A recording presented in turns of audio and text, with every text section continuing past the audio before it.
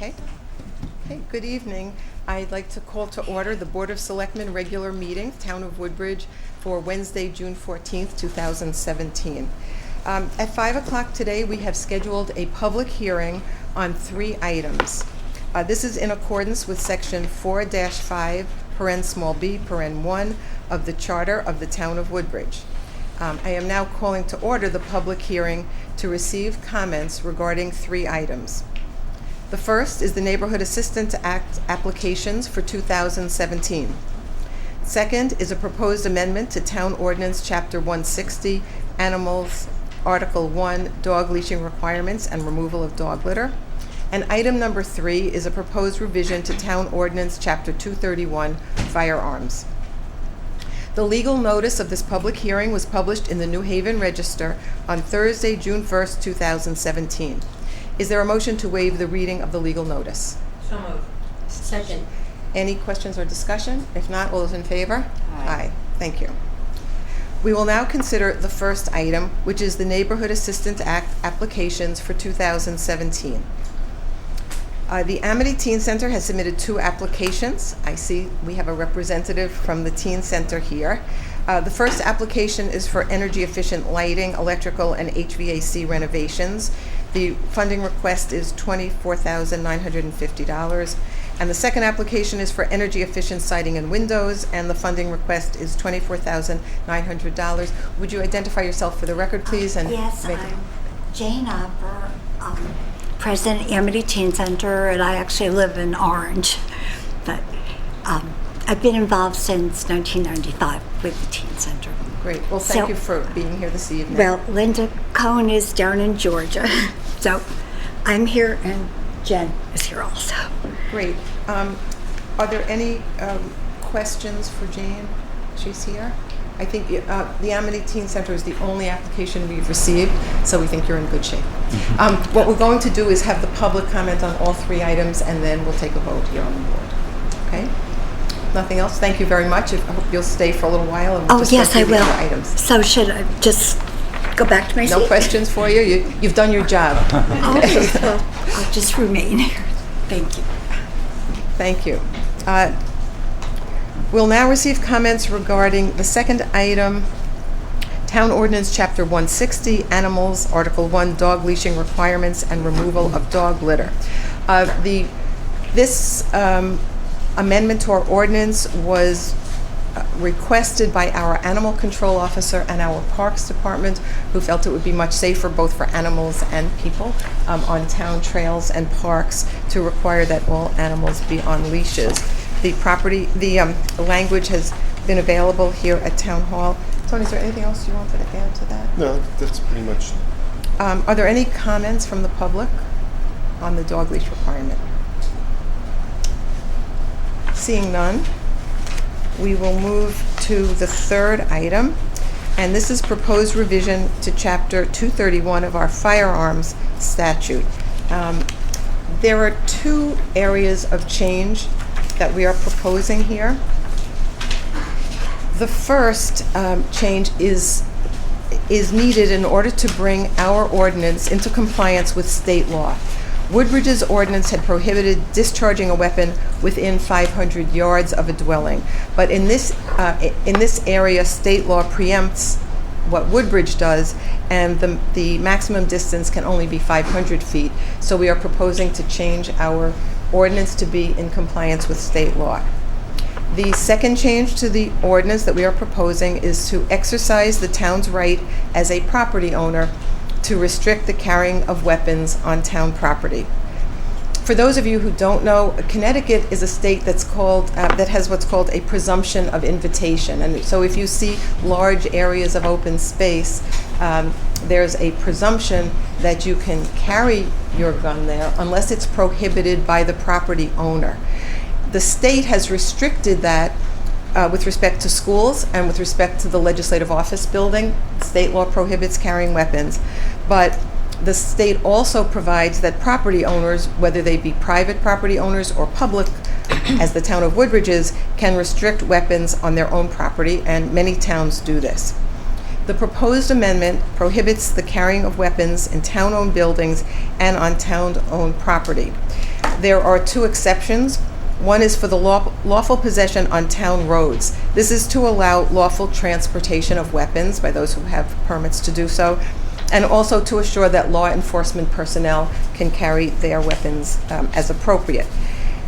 The language that was published and made available and that was approved by our ordinance committee and referred to this public hearing has been distributed.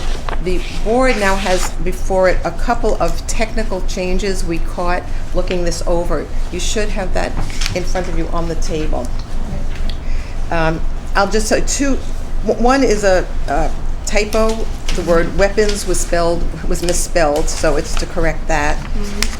One is in section 231-3, we refer to buildings, and the obvious intent was town-owned buildings, so we've added town-owned buildings to that.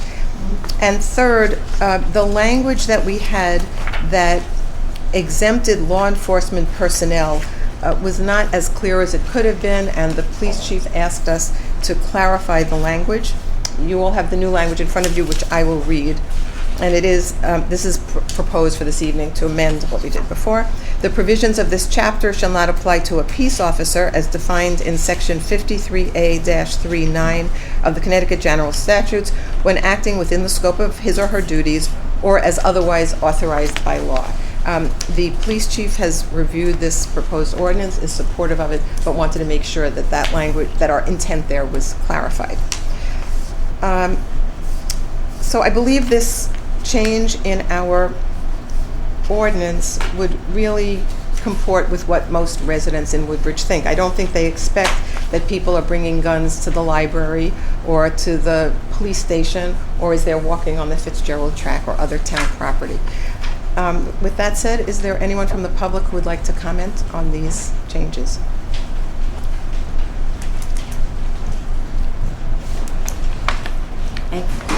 Please say your name and address for the record.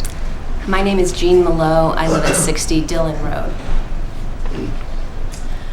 I am here today to voice my support for the proposed firearms ordinance, which strengthens the existing language regarding possession of a firearm on town-owned property.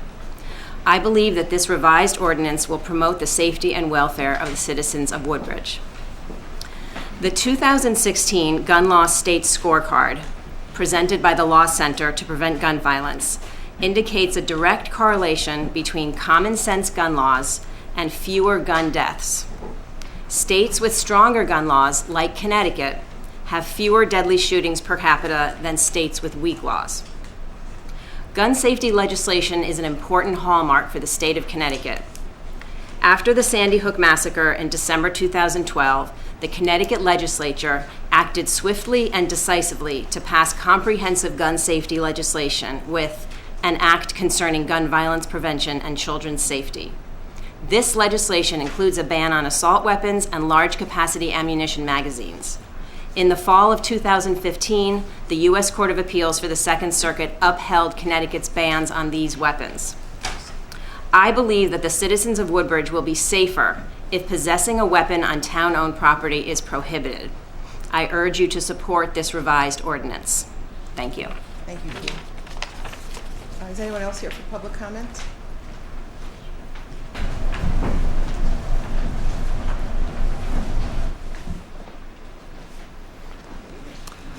I'm Kerry Gross. I live in 27 Richard Sweet Drive. I don't have any prepared comments, but living less than 15 miles from Sandy Hook and living in a country where there are more than 300 million guns, so more than one gun per person, I really implore the committee to support this very reasonable, very timely, and very public health safety conscious initiative. I think this is raising the bar not to an unreasonable level. I think this is raising the bar to a minimum level of expected responsibility and safety that our citizens deserve. So I applaud you for considering this. Thank you. Thank you.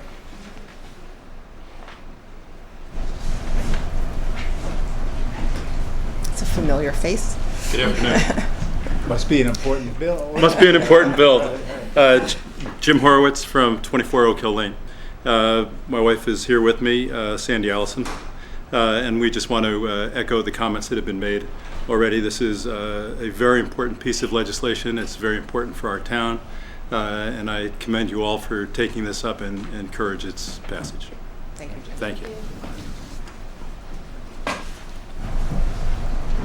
Any other comments? Can I speak?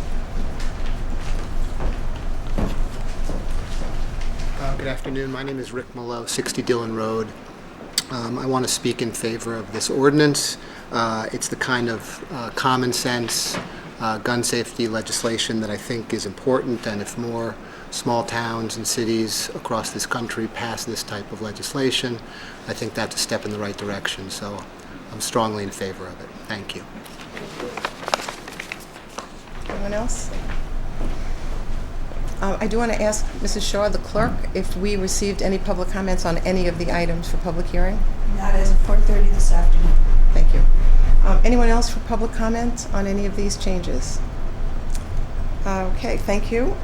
In that event, I declare the public hearing closed, and we will now take up the matters heard in public hearing. First, is there a motion to approve the Amity Teen Center Neighborhood Assistance Act applications? So moved. So moved. Second. You're too fast. Any questions or discussion? If not, all those in favor? Aye. Thank you. Congratulations. Is there a motion to approve the recommendation of the Ordinance Committee to amend the leash law ordinance as presented effective? July 29th, did you say? July 29th, 2017. July 29th, 2000. Thank you. Is there a second? Second. Our ordinance requires a certain amount of time between our passage and the effective date. Any questions or discussion? Maria? Do we get to put signs, because people forget this, especially this one. I mean, I thought it had been in place all along. So when I was in Conservation Commission, I would tell people, please put your dog on a leash when you're on the Fitzgerald, because the habitats are. So maybe we should have signs. Well, we can talk we about do? that. I think that there may be too much property for signs, but we can certainly publicize it in many ways, and maybe some key areas. I believe there is a sign at Fitzgerald already. Already? Yes, Oh, there's okay, always been great. one at Fitzgerald, but it applies to all the trails around town, and we're so fortunate to have so many trails. Any other questions or discussion? If not, all those in favor? Aye. Anyone opposed? All right. Is there a motion to approve the recommendation of the Ordinance Committee with respect to changes to our Woodbridge firearms ordinance with the 3 changes I noted earlier? So moved. Second. And effective on July 29th, 2017. So moved. Second. Any other discussion or comments on that? I just want to echo what the public said here tonight. I think it's the least we can do at the town level. We all see what's happening nationally. It's a terrible situation. Certainly today brought it home yet again. I wish we could do more in the town. If we could, we would certainly look into that and hope that other towns and states and ultimately the federal government join us in this. So that said, anyone else? Not? All those in favor? Aye. Aye. Thank you. Thank you all for coming out. Thank you. Of course, you're welcome to stay and hear the rest of our agenda. It's really interesting. Especially if you're in something. It's always nice to have friendly comments. Okay, well, we are certainly ahead of schedule. We will now take up, let's see, Bob Gilbert's not here. Right there, actually. Oh, Bob Gilbert's here? Catherine's not coming. Oh, excellent. Bob, you're up. You never know. All three of them happened already? All 3 of them have. It's moving, Bob. Well, hey, This is an efficient town. never been accused of perfect timing, but I'm glad to be here. How are you all doing tonight? Great. How are Great, you? it's Good. summer. It's summer. It certainly is. Let me just get my notes here. Take your time. Thank you very much. Okay. Well, that'll make a shorter evening for you folks. That's good, hopefully.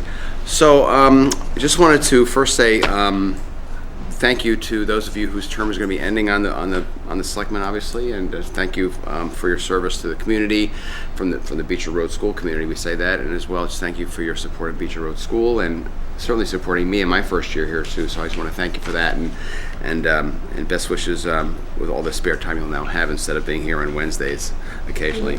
Thank you, Ellen, especially for your partnership this year. It's been very, very much appreciated by myself and the school during some difficult times, and we appreciate that very, very much. Tomorrow is the 181st day and the last day of school at Beecher Road.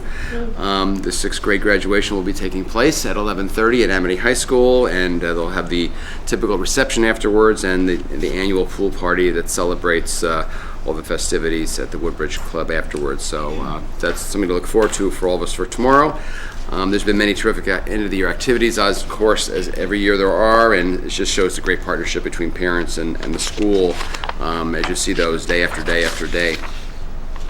Yesterday we celebrated, as a staff, we celebrated the retirement of one of our teachers, Mary Riley Mayer, who was a special ed teacher who's retiring, and we appreciated all of her efforts over many, many years.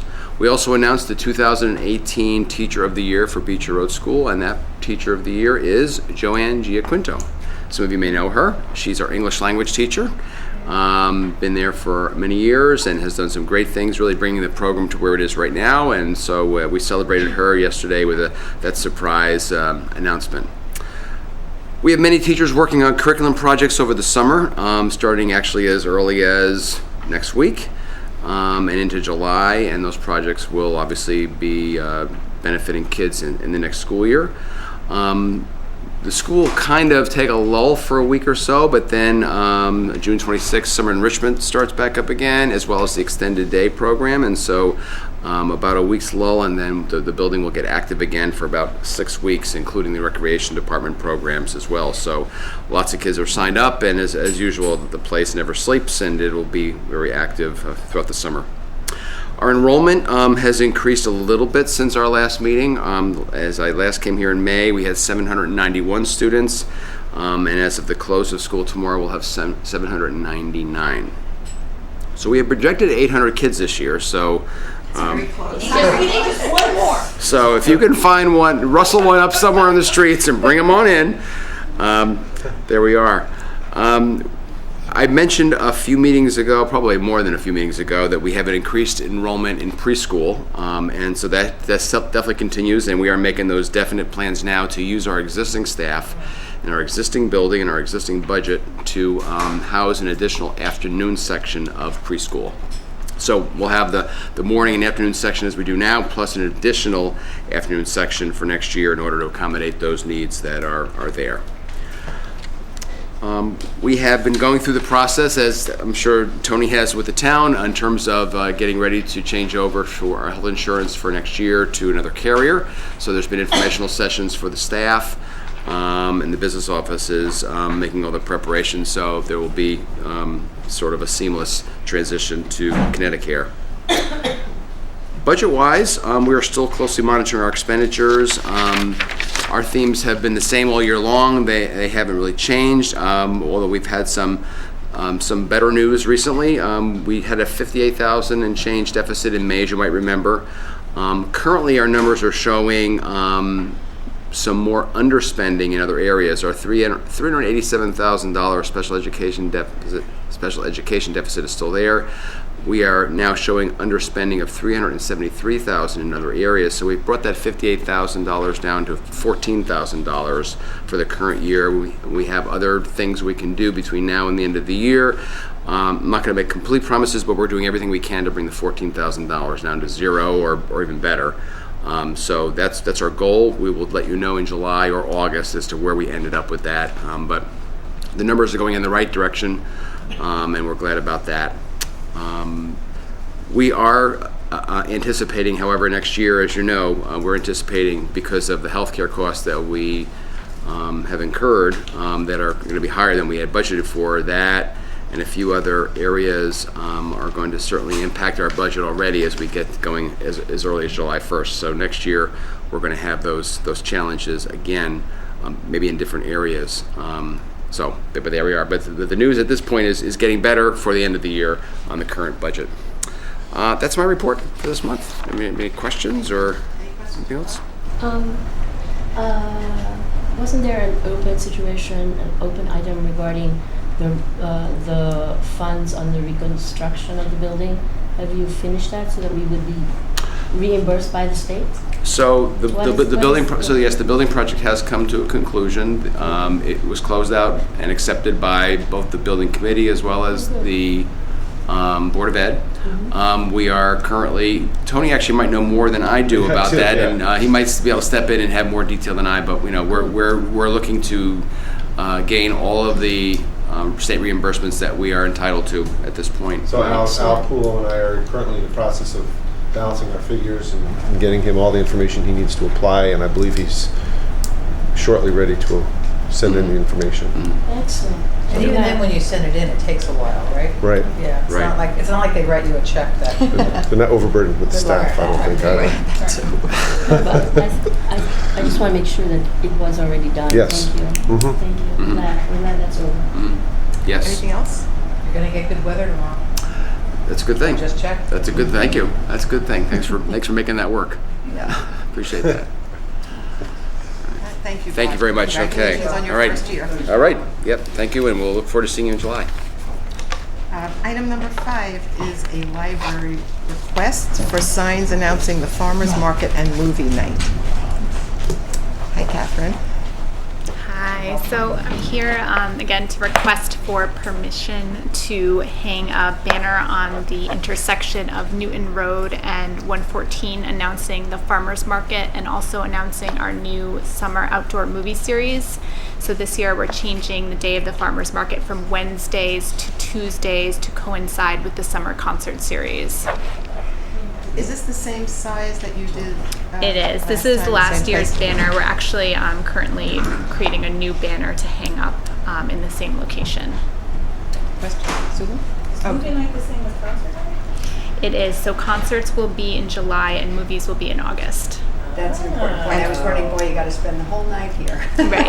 Okay, go from one event to another. Got it. Okay, But the that's farmers good. market will be with whichever one of the others is happening, so that will encourage people to come to the farmers market and to the subsequent activity. It's a great Good. plan. That's Very great. nice. Very nice.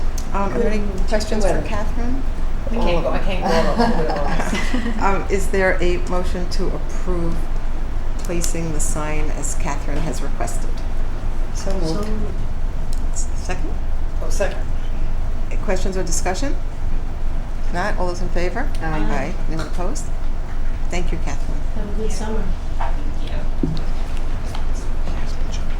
Oh, okay.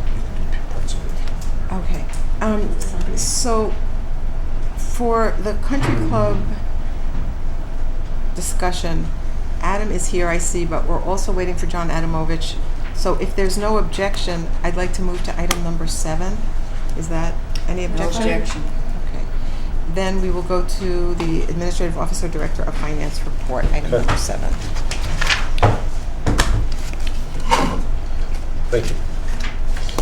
I have the report through May of the current year, and the current result is a budgetary surplus of approximately $550,000.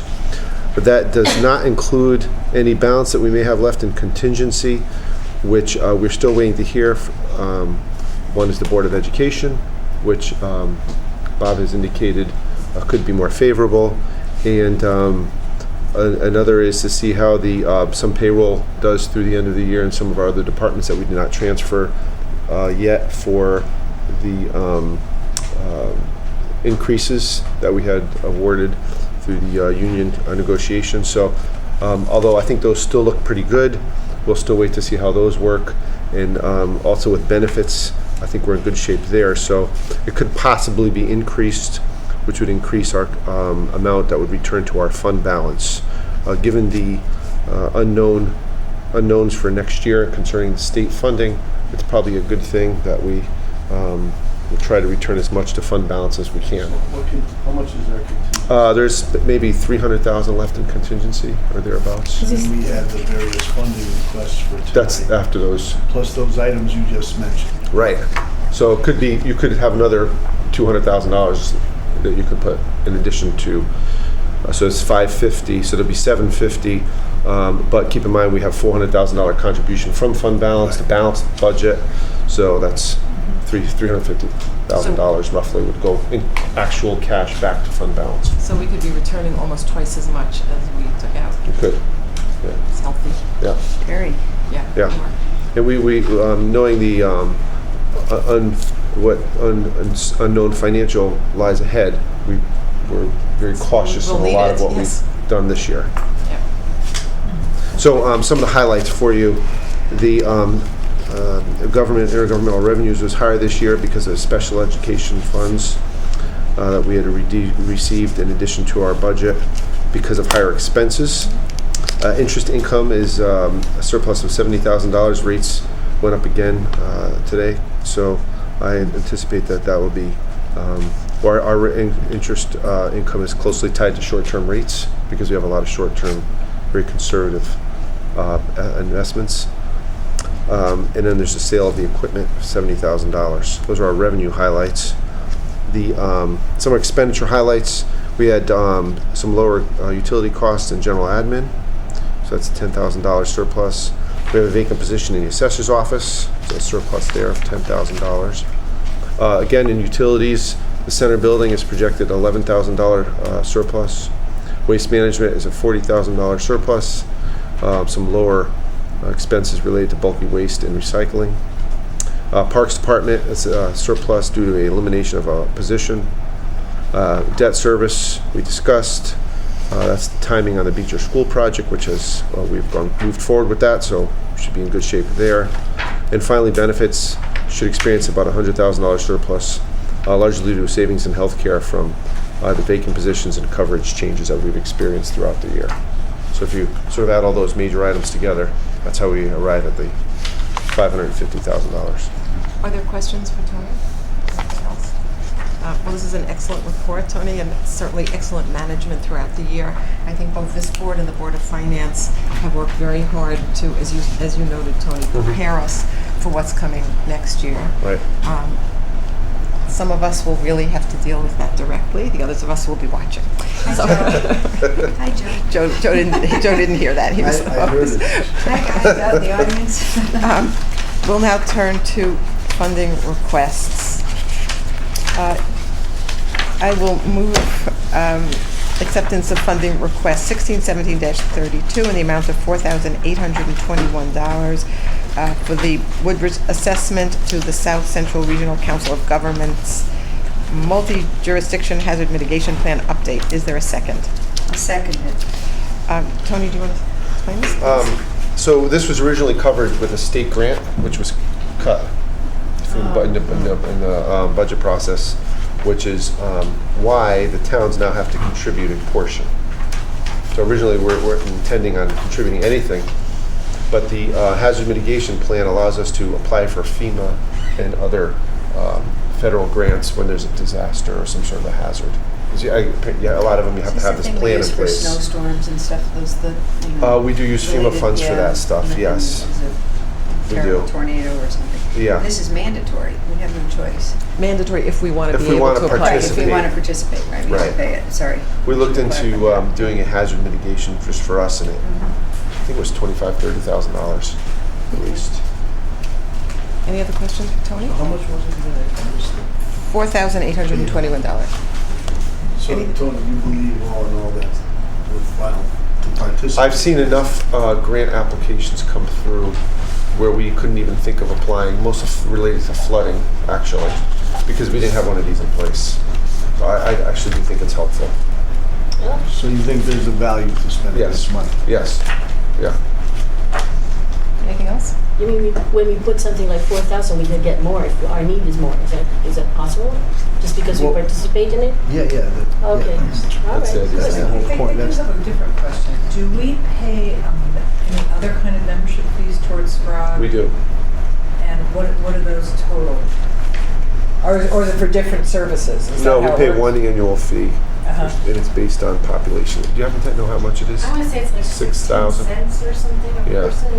It's a low rate, right? 16 cents a person. Oh, I Yeah, see. I don't know if that's the right number, but I think it's in Pretty that. low. It's pretty that low. ballpark. So this seems, I got it. So for context, it's not as if this is way out of whack with what This the is, benefit is. this is kind of for, well, this is for just a specific consultant to come in and do Right. a multi-jurisdictional hazard mitigation plan for Bethany, Branford, East Haven, Guilford, Hamden, Madison, Milford, all the towns in, Gotcha. Okay. in COG. So Okay. all those towns are being assessed their portion of the grant match, which was $67,500, which was supposed to be paid for out of a grant, Gotcha. but it has been canceled. Okay. So every year, all those towns, and I believe all of them have decided to participate. Is that correct? Yes. Yeah. Yeah. Yeah. Anything else for Tony? If not, all those in favor? Aye. Anyone opposed? Thank you. I'll now move funding request 1617-33 in the amount of $30,000 for the replacement of the town's existing computer service. So the next two are items that we discussed in the budget process that we had decided would be funded through contingency, at least we discussed, would be funded through contingency as opposed to in the budget. So I just, well, before we get into the specific example. Do you want to say Sure, anything yeah. about the needs So of this? our servers have reached their useful life or are going to be out of warranty and are desperately in need of replacement. So this will replace our existing servers. We've actually reviewed this information with the committee, on the IT committee, and they've provided input on this. So Great. We have an IT committee. So We had the ad Was an ad hoc hoc. committee that did a That review of review of town all our town, facilities, yeah. and we distributed their preliminary report. They really did mostly an inventory. right. Yeah, I remember But, that. I didn't know it was yeah. IT. But we used. So how old are our servers? They are 5 years old, maybe. 5. Yeah. And that's just here, so I know we had this conversation So we have one night. We have other server, we don't police have a have their own central. police have servers, fire department Right. in the town. And this is This is for just the town. it's for the assessor, building department, the tax collector, recreation, finance, email, and all our file servers. So which is files. aside from this ad hoc committee, who monitors our IT? I monitor the town's IT, and we have a consultant that helps us, and we meet on a regular basis to review strategy, plans. And does that IT consultant recommend that we need these Yes. 30,000? Yes, yes. And we'll go out to bid for them and get the pricing and all that stuff. This is just to get the funds in place. And it allows us to also back up our data. So this is up for bid in the end? It will be next month, yes. And the amount could change, is that what you're Correct, saying? yes. The amount could go, But this is just hopefully like it'll an go down. appropriation? Right. Thank you. Yeah, out of the contingency. Correct. Which is out of Is this that place. 335. There's two of them. The one Yeah, you want to there look. was two of them. Yeah. The one you want to look at is it goes to 335, 532. Okay. Anything else? If not, we had a motion and second, correct, Jerry? Yes. Okay. Any other questions? If not, all those in favor? Aye. Anyone opposed? Thank you. I will move funding request 1617-34 in the amount of $40,000 to replace the cracked steam boiler at the center building. Is there a second? Second. Thank you. Tony? So this we also discussed. We have steam for heat, hot water over at the center building. We have the steam heat, and there were two boilers there. In case one goes down, we have a second. Well, one of them cracked and is out of service this past winter. So we looked into replacing that, which is what this is for. But we also are in the process of looking into converting it to hot water, because currently it's steam and hot water is a lot more efficient, but there's a big expense related to upgrading the pipes and all of the equipment to hot water heat as opposed to steam. So at this point, it's not looking all that favorable. There are some possibilities of some utility grants for rebates, and that's the last piece we're waiting for to see what the payback would be. but at the very least, we thought it would be at least appropriate to appropriate the funds for it to replace like for like. And then hopefully next month we'll have more information on the conversion to hot water. So, to be clear, I guess, for me to be clear, we're appropriating the money. Right. But we're not purchasing anything yet. Okay. And We would have to go out to bid anyway. Right, we're still investigating this other way. Right. And this is coming out of the contingency as well. Correct. Because I sense what we're doing here is now that we have this money, we're taking care of some of the things. The things that we were going to put in the budget, but we didn't put in the budget. I do recall that conversation. Yeah. That's correct. I have a question. You might have said it, and I just didn't hear you. So there are 2 boilers there, Yeah. and those 2 boilers serve the entire building. It's Doesn't not- serve the police. Oh, it doesn't serve police? No. Okay, so it's Everything else but the police. Okay. Yeah. It's one boiler. Police? No. We have one boiler there. There's two. Well, does the cracking, is that working? No, there's one that works, one that doesn't. Right, so it's one boiler. Right, that's- one, yeah, right. that's servicing the Everything but the police. right. And The how police have old a is that boiler? Were they put in at the They same were put in at the exact same time. So one failed and one didn't. Correct. But one might That's- not be far behind. Right. And to, in which case You we'd can have be no. damn sure that one's not far behind, would be my guess, yeah. It's the day after the warranty runs out. Right. Always what happens. As a matter of fact, I think. Are they old? I mean, or did one just fail prematurely? Or No, I'm not 100% sure how old they are, but we thought we'd have a few more years on them, but apparently not. We're concerned that if one failed, the other one could, and then we'd have no heat over there. And that would be a problem, obviously. Yeah, no, it's a problem. So here's my last question.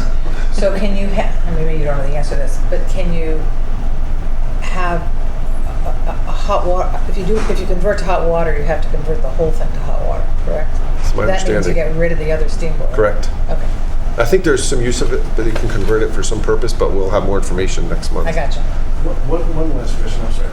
Sure. We know the lead time if that existing boiler, functioning boiler failed. Right.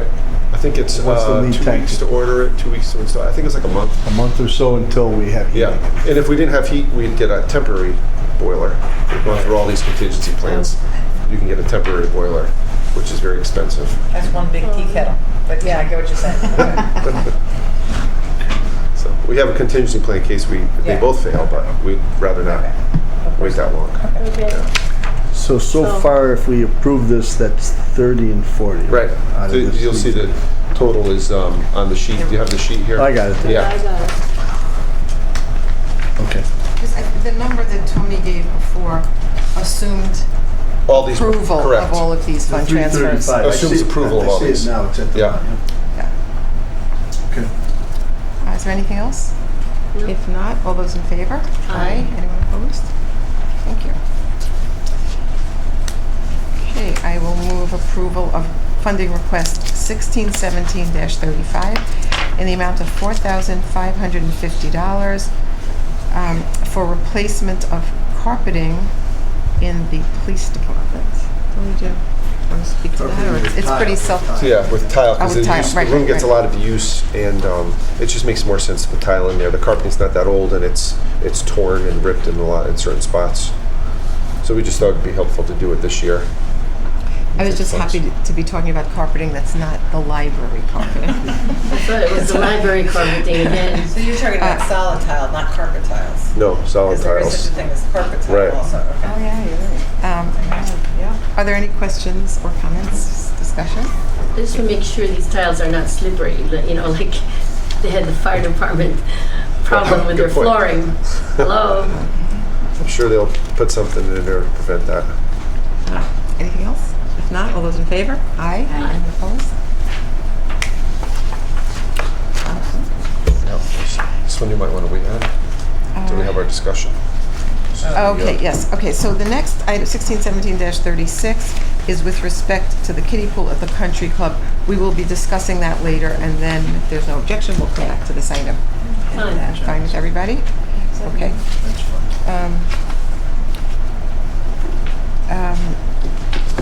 So And there's one more. Let's find this. There's 37. Yeah. I'll move approval of line item transfer 1617-37, the amount of $2,875 for the purchase of a shelving unit in the town clerk's vault for land record indices.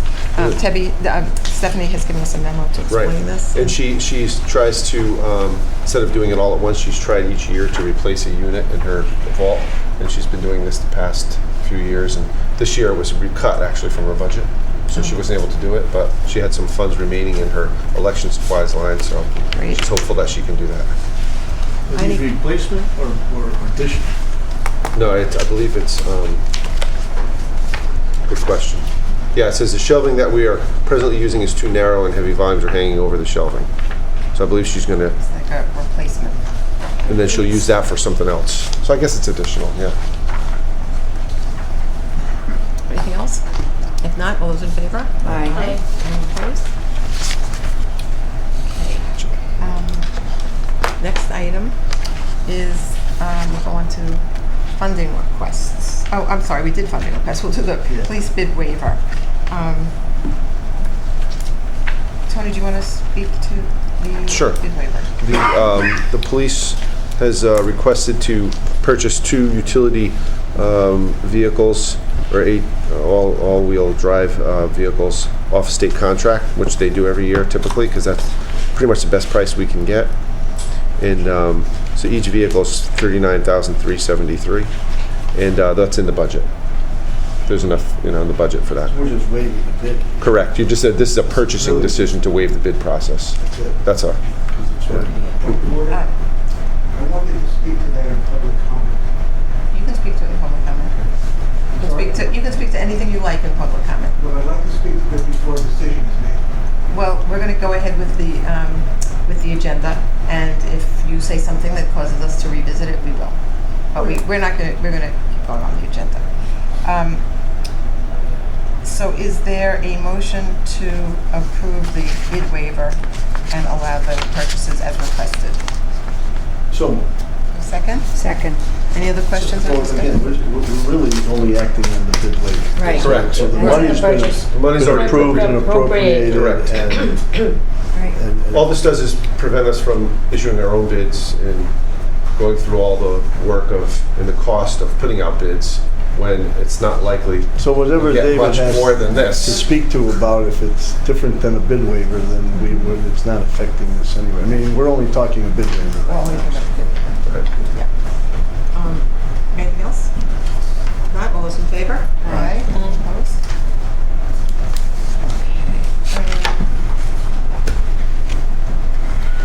Okay, we are now at 7D, the police tower bids. Tony, will you give us the short So, version of this? Those who are on the radio committee will recall that we were going out to bid for the communications tower replacement out in the police. This is funded with a steep grant. So we did go out to bid for that, and we received 2 bids. One for, the low bid was Construction Services of Branford for $302,711. So that's the, so we had Northeastern Communications review the bids for us, make sure that they were in compliance with the specifications, which they did, and they are recommending that we award it to Construction Services of Branford. The only thing that we're waiting for is some verification on some of the licensing that we need, not as it relates to communications, but as it relates to some of the other requirements for the grant. So I would say pending, most of it relates to the CHRO component of the bid, which is the set-aside Minority rules and set-aside. minority set-asides. We just have to make sure they have all their paperwork in order, which we're still trying to confirm. Aside from that, that's the recommended bidder. So I don't know. I'll make as long a, as they comply. Yeah, as long as they comply with all the CHRO We can just piece put of it, that in the motion. which is what, you can put that in the motion, that'd be helpful, yeah. yeah. So if for some reason they don't, or they're not able to satisfy it, you're going to bring this back? They're correct. Okay. If they can't satisfy the requirements of the CHRO office, then we would bring it back to you. And it's not approved, really. Gotcha. Right. It's only approved. Gotcha. Right. Okay, that's important to know that. So I will make the motion motion that we award bid 2017-11 for the communications tower and radio equipment shelter to Construction Services of Branford at a cost of $302,711.56, provided that all licensing and other requirements of the state, specifically with respect to CHRO and any others, are satisfied. Is there a second? Second.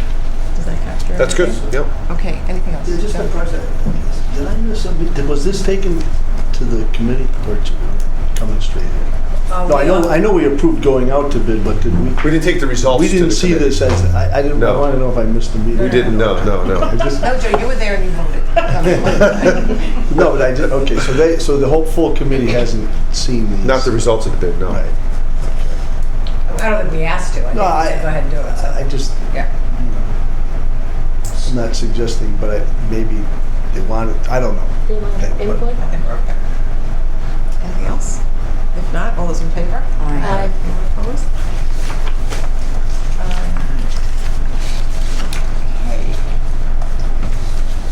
Okay. Robotic camera system, Tony. What is this? So, we'd received grant funds, and I'm not the expert on the robotic camera system. Who is the expert on the robotic camera system? So any questions you have, I'm sure she'd be happy to answer. But just as way of introduction, we had been awarded grant funds for a robotic camera system for this room, and so we went out to bid for that system. And these are the results. You can describe a little bit of what the system will do and how it would be helpful. Sounds very high-tech, correct? Yeah, I tried to look it over, and it's way above out of my wheelhouses. You got cameras, you control them from one desk, and you can make a move instead of reaching over or waving at your cameraman. Got it. You do it all from one desk. They're not moving around Are they over our stationary? heads. Are they- They're stationary. Yeah, Installed? they'll be installed in, I'm envisioning over here, Okay. and replacing that over there. Okay.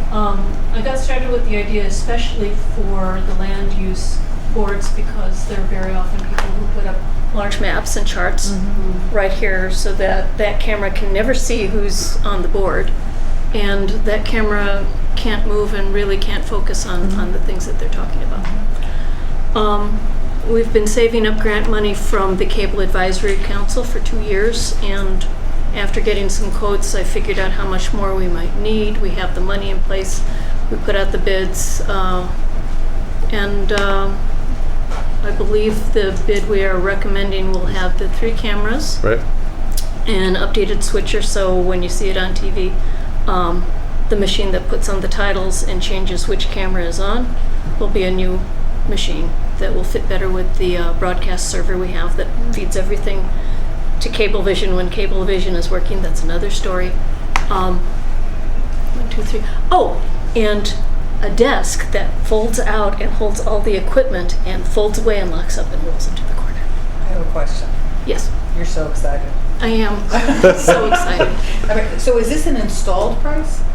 Yes, Yep. it's with the Okay, so labor, that includes labor and labor. training. Yep. And do Don't- these cameras, I'm sorry. The only thing that we'll do, I think, is the some of the wiring. Is that right? Some of the wiring, But not.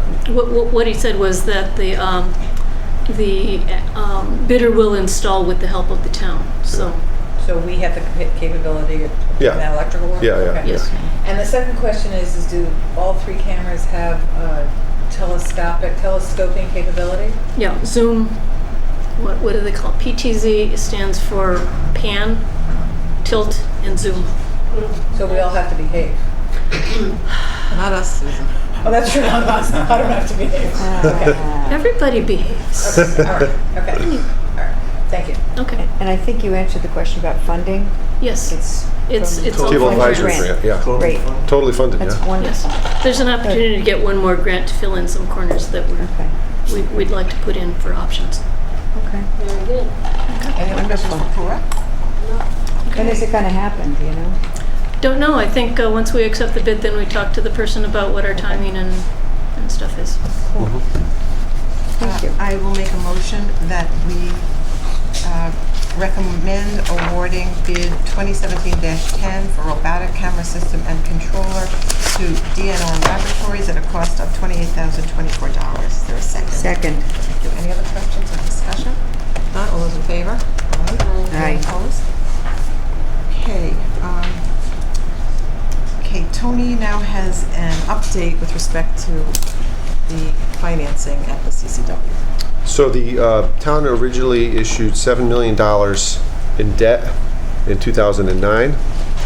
And since 2012, we've been rolling annual taxable notes so that every year we issue the taxable note, which means, when I say taxable, that means that the bondholders have to pay taxes on their interest and on their earnings.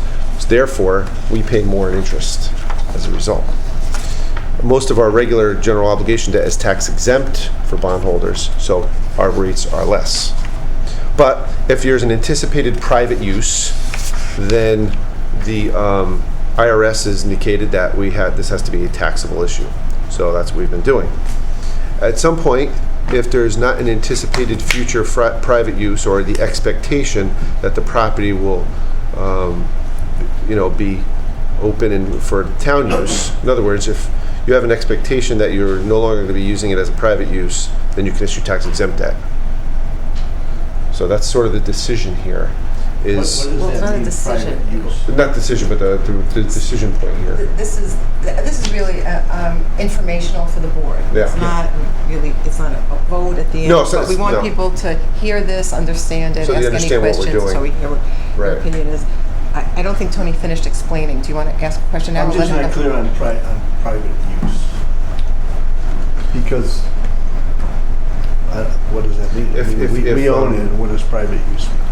If you're going to sell all... I'm not trying to put you on the spot. No, but if you're going to sell all or a portion of it for any use, or have a portion of it used for a private golf course or for any other Well, private... if we were gonna sell it, or any sort of private use, Okay. that's not a town use or Any tax non-governmental exempt so, use. and if we sold it and didn't get enough to pay it off, then we could change because we don't own it anymore. Well, I mean, so I'm not following. I'm not Well, following. maybe it would be helpful if you finished explaining. You got off track, right? A little, All right, so but go back to explaining. And then So first is that there's may the difference answer the between notes and bonds. right. Maybe you want to Let's explain, start that. with notes and bonds, Okay. and then we'll do, and taxable, non-taxable, I think Tony said this, the important thing is when you issue government bonds that are not taxable, you get a higher interest rate and, or lower interest rate, so it's much less expensive for the town to borrow. So when we can borrow, using tax-exempt bonds, it's preferable. We save a lot of money. Save a lot of money, yeah. However, even if it's town-owned property that would otherwise be eligible for tax-exempt bonds, if you anticipate some change in that over the next several term years, of the bonds. It's frowned upon, and you would have to pay a penalty if you switched. So You got it. What if we don't own it anymore? What do you mean? If we that sell doesn't it. matter. If we sell, the day we sell it, if we started out with tax exempt bonds and we sell it for a non-tax exempt purpose, you sell it for somebody to run a country golf course. That triggers an IRS event. And the IRS will say that when you took out the bond, when you did the tax exempt financing, we reasonably anticipate that it would continue to be used for tax exempt purposes. Once you change the tax exempt purposes to a taxable event, you sell it to somebody who is going to do a golf course, then you have a penalty, you may have to pay the interest. But ours are taxable right now. They're taxable now. Right. It's Right. notes. So why don't we talk it? No, because we could do it non-taxable now. We could change the non-taxable. Well, I guess that's really my question with the private use. Right now, we could switch these to tax exempt. You could. Yes. If Right. you had But not notes. So right now, we have No, notes. bond notes, it doesn't But- matter. It's a bond note, but- doesn't matter. But notes, we issue the notes year to year, right? They're short term. And we've done it short term because Taxable notes. Taxable notes. Tax exempt notes are not an option. We've checked that with our bond Correct. counsel. So we have taxable notes that come due every year. It gives us maximum flexibility. Rates have been very low. Right. So we've been able to take a chance with that. You take a chance with a year-to-year rollover that rates will They're gonna start go going up. Right.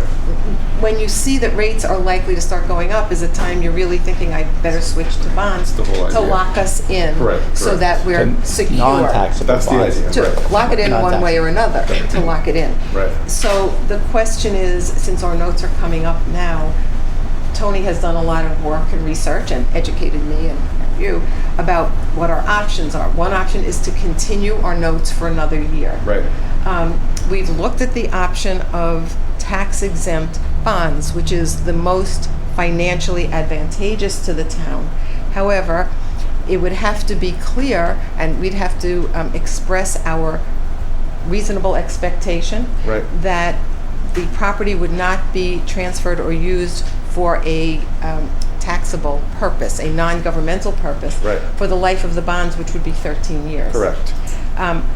I feel that we cannot do that on this board, given, I know Joe thinks we should do something, I know that David Lober thinks we should do something, there's a new board coming in. Right. And I don't think we can fairly say that there would be no such event. So the choices are to go to taxable bonds or stay with the one-year notes. Right. The option that we think is the best is to stay with the notes for a year, because in 1 year, we don't anticipate that the bond rate will change dramatically. It might, but in 1 year, if there is no taxable proposal on the table, in 1 year, the new board can say at that time, look, we give up, it's not going to happen, let's convert. The whole I think idea is that every year when you go to issue the debt, you should have this discussion, this contemplation. What's the rollover date? What date are we talking about? What's the operable date? The bond sale is, or note sale in this case, is July 5th. July 5th. It's coming July. Quick. So if you do, I think what Ellen, if We you, said we're no decision here, but some decision has to be Well, made, right? but I think it's just advice to Tony. Generally, Tony makes this decision with bond counsel. The important thing we would have had to do is if we thought we wanted to go to tax-exempt bonds, we would have to make it clear this evening That that it's our reasonable expectation Correct. that there will be no taxable purpose. Correct. I get the sense, their consensus here is that we are not comfortable with that. I certainly am not, given the discussion that's ongoing. so the non-taxable, if you do a non-taxable financing now, it limits the town's flexibility Right. with doing That's what the you idea. do. Right. Right. If you continue the way you are for at least a year, you have a year of flexibility. So the flip side is you lock in low rates, but you lose the flexibility. Right. That's I understand that's that. I the also feel flip that, side. that for this board, walking out the door to make a decision like that doesn't Right. make much sense. Right. Right. Because Right. Right. But just so you understand the significance of this, the difference in cost to the town between taxable and non-taxable bonds over the life of the bonds is several $100,000.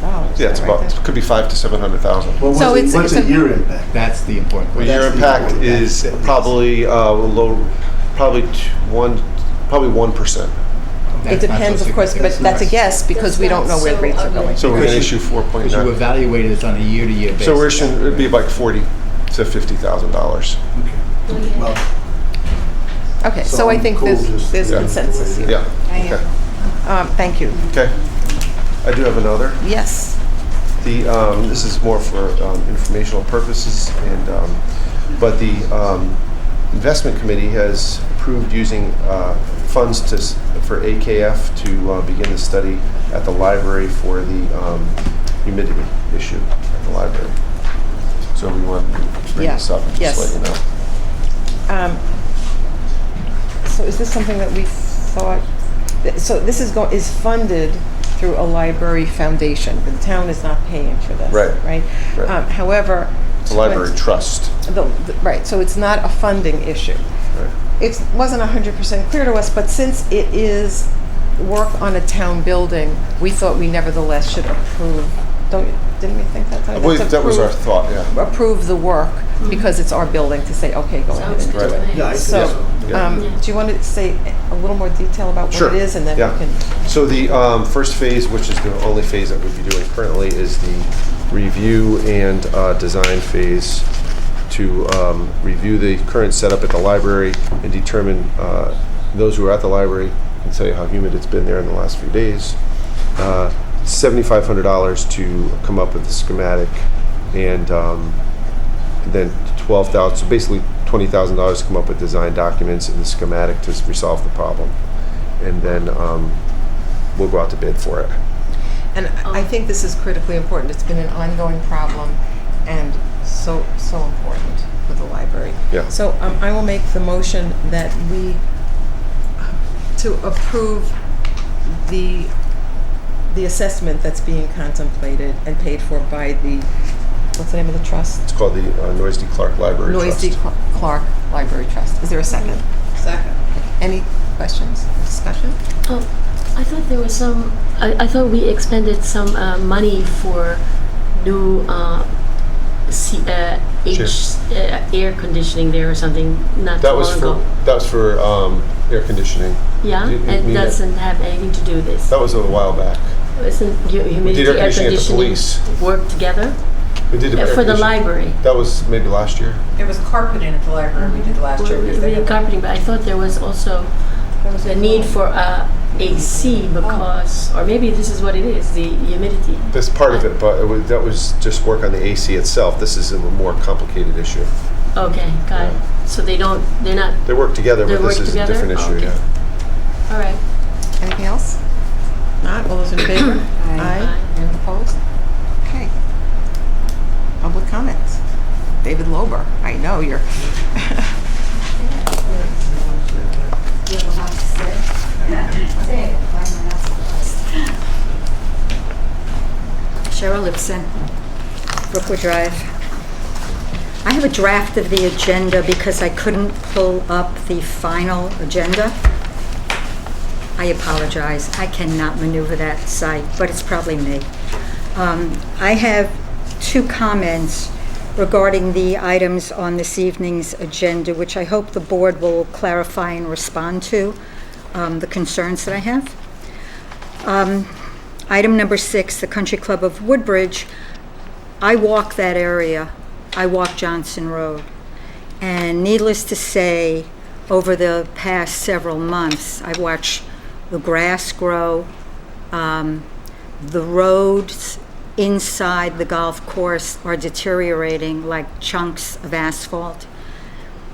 While it's lovely and I'm all for having meadows and there are lots of birds coming back, which is great, at some point the grass gets too high to be mowed. And I'm wondering, the town owns this property and it's becoming extremely unsightly.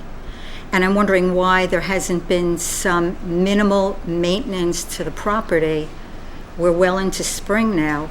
Why haven't there been lawnmowers going out, assuming they haven't all been sold?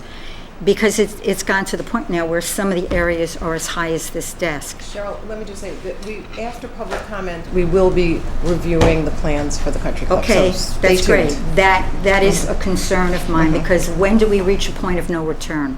And then it becomes more unsightly, and the town residents are going to complain, and then I don't want to even think about what might be considered. The second concern that I have is there is an item that says police bid waiver on police car state contract. And I'm wondering if there is a state requirement that requires the towns to issue new police cars every 2 years, 3 years. I know in the past there was a comment, well, some of the police cars have 100,000 miles on them. I can assure you that there are other vehicles from the town that have well over that and haven't been changed. Yes, it has to deal with the shelter, and I believe it was 2 years ago I was told that there was money in the budget for a new vehicle that never came to pass, so I'm wondering where that money went. But if there is not, I don't know if there are still 27 officers on the force, 26, or heaven help us if it went up even higher. But it seems like they have, I'll use the word toys. I've seen motorcycles, I've seen Jeeps, off-road things. Yes, they do a lovely job for us, but I'm just wondering how much of this is necessary as opposed to somebody makes a request and you say, why not? So I guess my question is, I believe it was $70,000 for 2 vehicles, maybe even more. I'm just wondering, is this something that is dictated by the state, that we have to do this when vehicles become X amount of years old or have a certain amount of mileage on them? Or is this something that the town of Woodbridge is just doing for their police force? Thank you. Thank you, Cheryl. Good evening. I'm Dr. Philip Arnold, 131 Beecher Road, lifelong Woodbridge resident, product of the school system. Quite happy with it. The graduations, I got here through heavy traffic tonight. I'm also a member of the Woodbridge Land Trust, a member of the American Chestnut Foundation, and the orchard manager for the Chestnut Orchard which is not really a big orchard anymore with only 15 trees left. We started with 434, we're down to 15. We culled the ones that didn't have much resistance. Those trees that are left are backcross trees with 94% American, 6% Chinese. Hopefully we'll get some resistant trees out of it, but I think genetics is the way it's going to really work out. That orchard was first conceived back in 2005. We planted our first trees in 2006. The orchard now is, I continue to mow it and try to keep it so it looks nice, and people running around will see what it looks nice. It's nice. But it's an 1.5 acres of fenced-in land, and that fence is there for the duration. It's a very long duration fence. I was considering whether or not the town might want to put a dog park in there. It's a big closed area with a gate that can be, open and closed. Now, obviously, if you've got a tiny dog, it'll go under the gate, but if you got a big dog, it's going to stay in there pretty well. So I thought that's something that the town might want to consider. I know there's legal ramifications. People have to be careful and so forth, but if it's going to be a dog park, certain things would be necessary. Number one, a sign has to be put up, pick up after your dog. I have to mow that. I don't want to be mowing through dog crap. Yeah. Can I interrupt you for a moment? So do you or the land trust have jurisdiction over that fenced-in area for some period of time, or is it really back under town? It's always been under town control. You've just let us use it, essentially leased to us. And you are voluntarily caring for it because that started with the orchard, and you've continued, right. Although the orchard is I mow it every down. I mow it every 2 weeks. Okay. At no cost to the town, I might add. And that began with the orchard and right, part of the orchard exactly. maintenance. So, right, okay. Right. So that's my proposal. Again, it can be discussed, and obviously there's legal ramifications that need to be looked at. But like I say, if it's set up properly, it could be something the town really. A lot of people walk their dogs there, and I'm sure they'd like to turn them loose, but there's a leash law. They can't do that. They could turn them loose in there. There's really a leash law now because we passed it tonight. Yeah, exactly. So this is a place where they could let their dogs run and have a good time. Thank you. I think this is a matter for the next board to take up, and probably many people in town would be interested. Just so you're aware of it. Thank you so much. Great suggestion. Thank you. Thank you.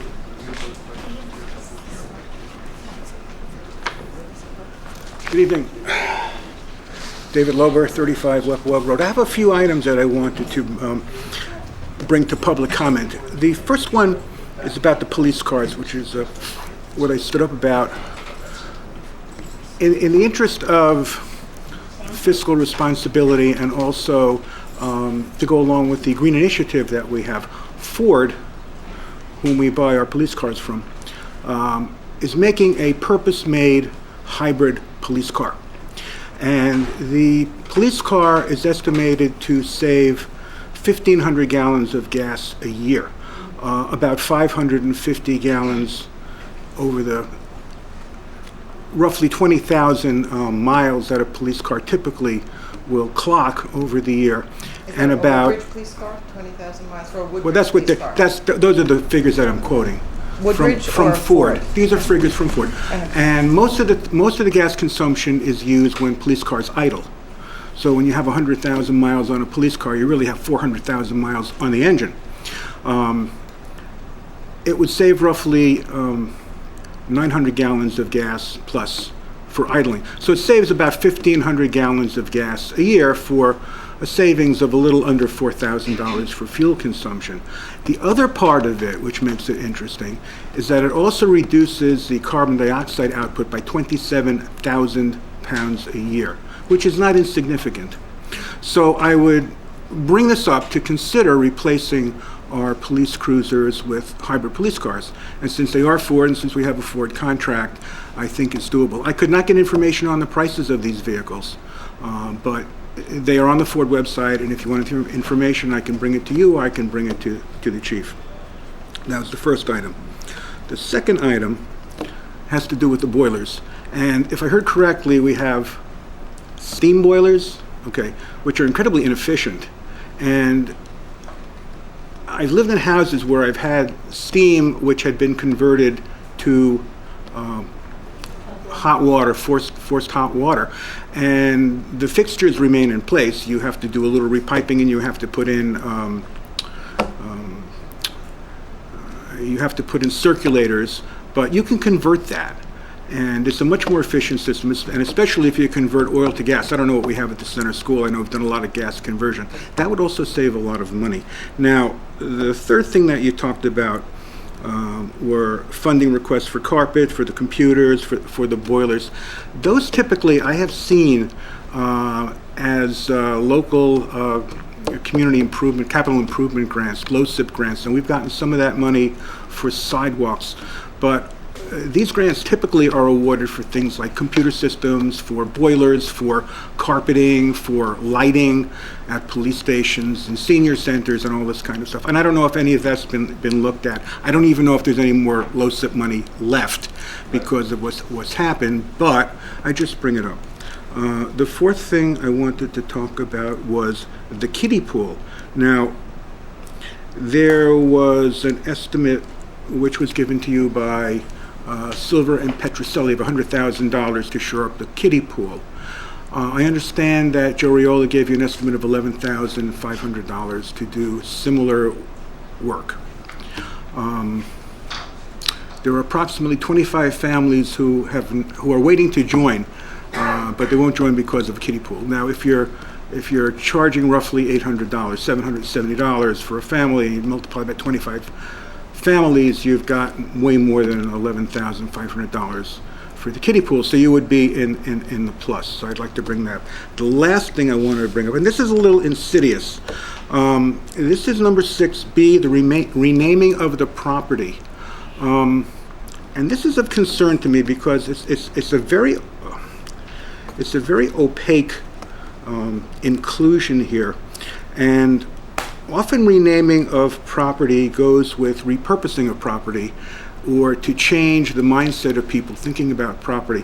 What comes to mind for me was the Arctic National Wildlife Refuge, which for 50 years was called the Arctic National Wildlife Refuge, which oil interests were designating it as the Arctic National Oil Reserve.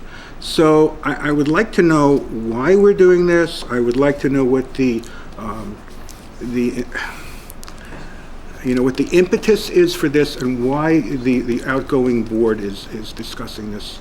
So, what's it? Thank you. Oh, no. There's one other very important thing that I wanted to talk about.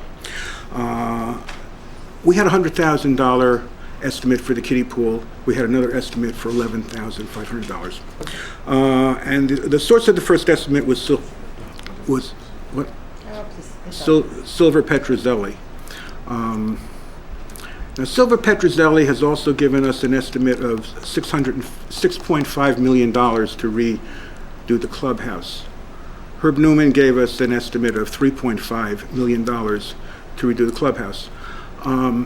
We make our decisions based on financial estimates, and it's been my impression that Silver Petroselli comes in very high on a lot of these, and if they are indeed coming in high and we make decisions not to proceed because of the high estimate, maybe we should rethink the sources of our data. Because these are two instances I know about, and I'm sure there are more. Thank you. Thank you. else for public comment?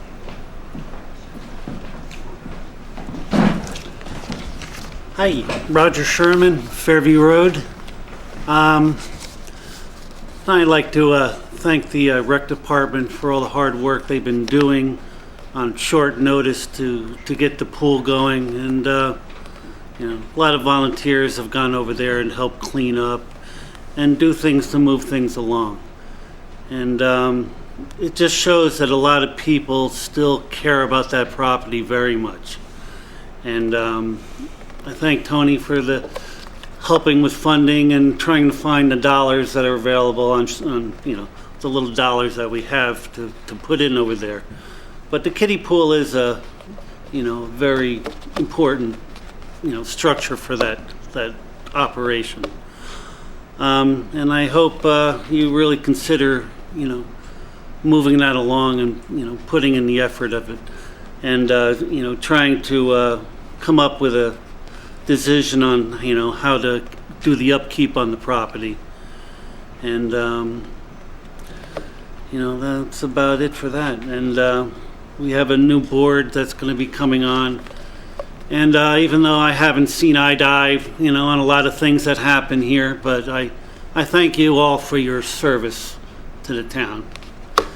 And hopefully the next administration, we all work together and come up with good decisions for the town. Thank you. Thank you.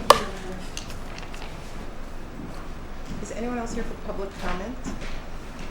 Okay, seeing no one, we will return to item number 6, which is appropriate after the public comment we heard. It's the Country Club of Woodbridge property update.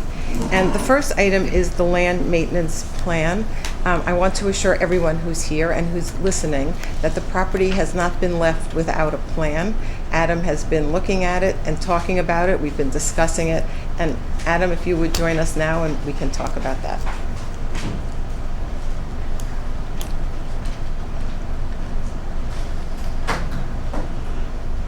Hello, everybody. Hi, Adam. What can I help you with? Question? Well, what you're thinking about the upkeep of the property with respect to the paths, the mowing along the paths, the mowing of the fields, the pathways that have some deterioration, the bridges. The cart paths on the golf course are basically walking trails. And right now we're mowing around those walking trails on both sides, right and left. So nobody gets caught up with ticks or any sort of insect problems. As respect to mowing the property, I've been working with Tony and Ellen. Maybe we might be mowing it sometime soon. We're talking to an individual to hay it down. We're looking at that. As other aspects of maintaining the property is keeping the walking trail, like on the first hole where it used to be, the brush from encroaching onto the trail. We're going to be cutting that back, cutting down dead trees, for safety. Cleaning the parking lot every now and then. That's basically about it. So with respect to the mowing, I think what's important is that, we have had this committee to establish and advise us on best organic practices for the state. And one of the advantages of the change we've all agreed to with respect to the country club is that we won't be using pesticides. We're moving to an organic property, just as we have other places in town. And we are meeting with Louisa Cunningham. She's been away next week. The mowing recommendation, as I understand it, and that Adam has recommended, and we've spoken with Chris Sorensen, I'll fill that part in as well, is that this kind of field should be mowed twice a year in order to encourage and protect butterflies and bees and natural habitat and keep control over the weeds that are unwanted. For this year, we're too late in the season for mowing. It's not recommended. Chris Sorensen did not recommend it, and I don't believe Adam did. That's correct. But there will be mowing in the fall. The mowing that's required there is quite extensive because of the extent of the property. And we've spoken with Chris Sorensen. We can speak with others as well at not too great a cost to the town. We can have someone come and, I don't think the correct word is hay, but certainly mow. We've also talked about haying it so that to explore whether the hay could be sold and used for animal feed. But as long as the pesticides remain in the soil That is not an option at this time, so it would just be left there. That's correct. Adam, maybe you want to describe what you've seen in the change of the property with respect to wildlife and a natural habitat that's developing there. Can I just ask you a Yes, question please. beforehand? Why is it too late in the season to do mowing now? I get it. Because you would be, you'd be disturbing the Stuff nest that's and the come in. eggs, the butterflies, Adam can Insects, tell you the all that. butterflies, the Okay. birds that are harvesting, the insects or whatnot. It's not going to go any further right now as to growing bittersweet and poison ivy right now. There's no But going downside into the future, to waiting, you have but there's a downside to mowing. Got it. yeah. Well, I guess now that we let it go, there's a downside. Well, That's what I would say. I wouldn't call it let it go. I would say that it's implementing what we decided, that we were not, Well, who decided that? this board, that we were not continuing golf, that we were going to treat it as open space property for the near future. Okay. And So does that's- that, but when did we decide we weren't, we had talked about a minimal maintenance plan when we decided to stop golf operations. So I think it's inaccurate to say that this board made a decision to let that property This look like t- it does now. Oh, well, I really can't say that we discussed specifically mowing in the spring. I don't think any of us was aware of it at the moment. I don't know, town was doing many other things, but there is no downside to it. And I will say that beauty is in the eye of the beholder. I heard from people about how horrible this looks. If you're looking for a golf course, it is it's certainly upsetting. But if you're looking for an open field and meadow, and I'll get to that, and a place of natural habitat, Tony and I drove out there. I won't speak for Tony, but I'll speak for myself. It looked beautiful. Now, I understand other people think it looks awful, but it depends what your viewpoint is. And we are not maintaining, I understand that's your point of view. I thought it looked beautiful, and it was lovely rolling hills with grass. It is not a golf course. If you're expecting a golf course, it will not look like that. Adam, did you want to speak Well, to it the is a wildlife? golf course. It's It not is an no- operating golf course. Well, So, I differ mean, with there's you a- on that. Okay, well, I differ with I'm you. sure you do, and that's Yeah. fine, but I just don't think it should be said that this board decided that it was, we decided we were going to stop golf operations, and we talked about at the time, we even talked when we sold the equipment, not selling it all because maybe we would have a plan of minimal maintenance, and then we never talked about it again until now, and it's grown up, but there never was a decision to just let it go and turn No, it into there was not a- open space. That's Well, not, that actually, I might have that with me. I don't believe we recall did. any vote on I that. believe we did. There was not a vote, but there was discussion, and there was a vote to sell the equipment. We actually, Adam, do you want to speak to the equipment that we sold, whether that would have been Well, useful? the majority of the equipment that we sold is basically, in simple terms, it's lived its life expectancy. That's why the superintendent and Billy Casper was asking for hundreds of thousands of dollars of new equipment. And when it came to keeping the equipment or utilizing the equipment, it's useless in many ways. It's useless to run an operation because Billy Casper told you that. Majority of the equipment was in trouble. It was done. I mean, you might have purchased some of the equipment which we sold for parts, and for parts. That's basically it.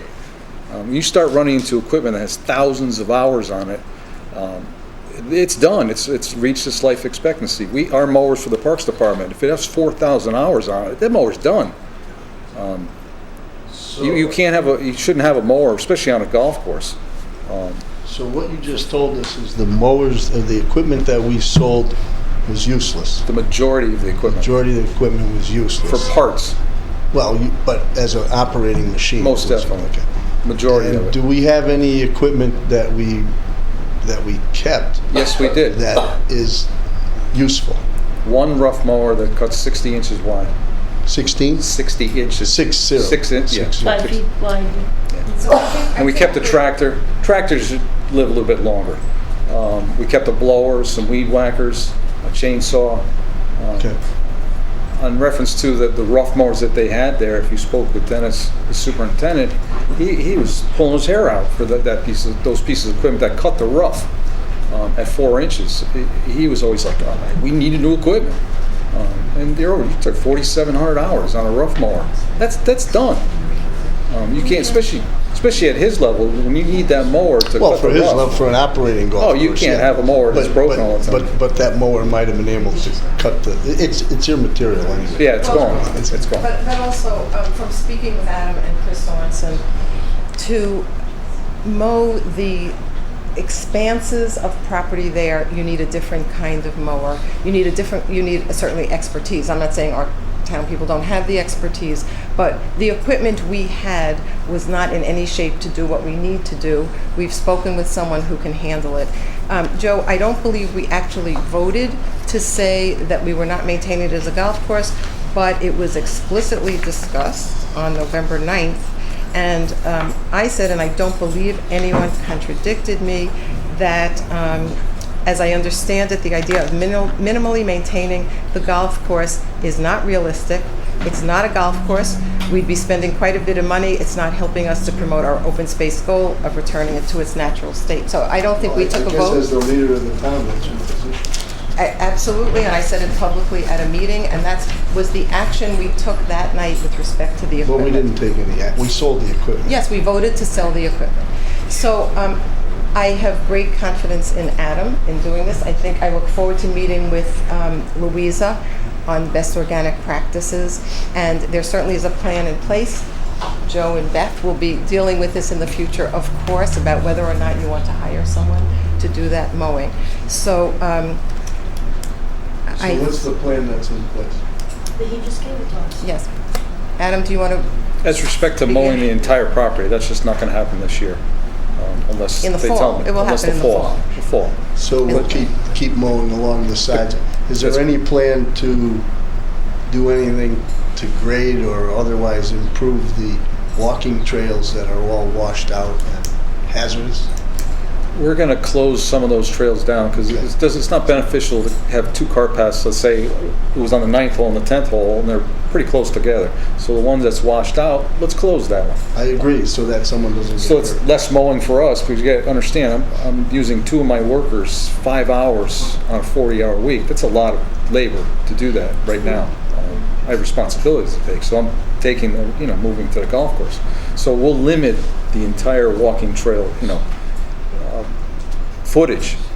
Hopefully a third, so it'll be less hours for us and keep the people safe. Keep them safe, because it's pretty dangerous there. And also on the safety side, Adam has inspected, I think it's 2 bridges that are not, one bridge. One of them we pulled out, that just crossed the bridge. It was wooden, it was rotted away. We pulled it out, it fell apart, we took it out of there. So that's over, good. Yeah, that's And what about safe. the other one? The other one we're going to maybe repair. Tony and I were talking about it. Good. In that respect. And we certainly, because there is so much property there, we encourage anyone who's here or listening, if there's an area that seems unsafe, if there's an area in the trails, we should please let Adam or Tony know so that we can attend to it. It's just to let everyone know, is just that you should walk out there. Take a walk around the golf course, and in my personal opinion, people might not like it, but it's magnificent. The blowing grass and the birds and the owls that are living there, it's just absolutely take your breath away. We all drive to Baldwin Road and look at the hayfield over there, and we say it's the most beautiful property that the town has. But you go to that golf course in the middle of the day, it'll take your breath away how beautiful it is. Literally. Do you want to speak to the wood thrushes? No. There's a bird that's called a wood thrush, and it needs huge expanses of land to live. So I told Ellen I saw one on the first tee, and that's magnificent, in the bird world. So it's a wonderful thing. Thank you, Adam. Susan, do you have something? Anything else? I recommend going out there. Everybody, every town person that's watching this, please go out there and take a look around. It's absolutely spectacular. Thank you, Adam. Thank you. Appreciate it. Thank you for all the work. Have a good night, everybody. With respect to renaming the property, here's something where David Lober and I agree. It is to create a different mindset. I think by calling it the Country Club of Woodbridge, people have an expectation that simply isn't there. Now, as we discussed with respect to the financing of the property, at this point, it is undeveloped land. We want to make it accessible for wildlife, promote our organic practices, not continue that. However, this property is still available for private development if some proposal comes along. Certainly, if there's something the town accepts, we will do it. We just deprived ourselves of less expensive borrowing so that we could keep those options open. It is my recommendation that at this time, we change the name. I've thought about it a lot, I had a few discussions, and I'd like to propose changing the name to Woodbridge Meadows. I think calling it Woodbridge Meadows does not prohibit or preclude anything that could happen in the future. We thought about Woodbridge Commons, Woodbridge Meadows, I think we had some others. And I think it would help change the mindset so that people understand they're not going to a country club. We keep talking about a country club, and there isn't one. So I'll make a motion that we change the name of the property to Woodbridge Meadows. Is there a second? No. Does it have to be? Does it have to be? Meadows sounds like a senior citizen. You have another club. suggestion? Well, you can. Well, if there's no second, we're not doing There's no it. second, there's no reason to discuss it if there's no second. If you want to discuss it, you should second. You want to discuss it? No, Okay.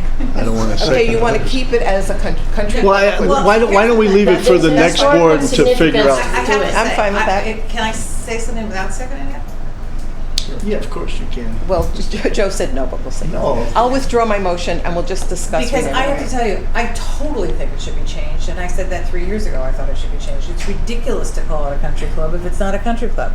And by the way, I didn't like the name Country Club of Woodbridge to begin with, because I thought it was confusing from the Woodbridge Country Club. So I would encourage the next board to consider renaming it, and you might find me at that very table at some point, making that point as a member of the public. That's a different story, and you're absolutely correct. The next board should deal with. And that's fine. Try to figure out And what we're going to hopefully- do with it and how we're going to name it and all that. So. But it's really important that people don't think of this as a operating golf course, because it's not. And I think it's a psychological I think it's factor pretty that's clear. important. And It's very clear. you know. Okay. I just think that the old name has historical significance, so I don't know. It's the next board's problem. you True. just think it should be called a country club in perpetuity. Yes, I Oh, well, mean, that's you know, interesting. What was it called before it was a country club? it was It called was the called the Woodbridge Country Club, and when the town bought it, it was changed to the Country Club of Woodbridge. No, I mean So it before has that, no before historical it became a country club. It was Does a field. anybody know It was a farm. historically? Private farm. Oh, it was a private farm called the Private Farm. Somebody's Whoever farm. the Just owners were, I don't wondering. remember. I knew you would know. well, even when we bought it, that to me already indicates the historical back. You know, I don't know. Depends how it's going to be used. I guess. Okay. Next, we have pool update. John Adamovich is here, and LaDonna Reynolds, our pool director, who many of us have not met.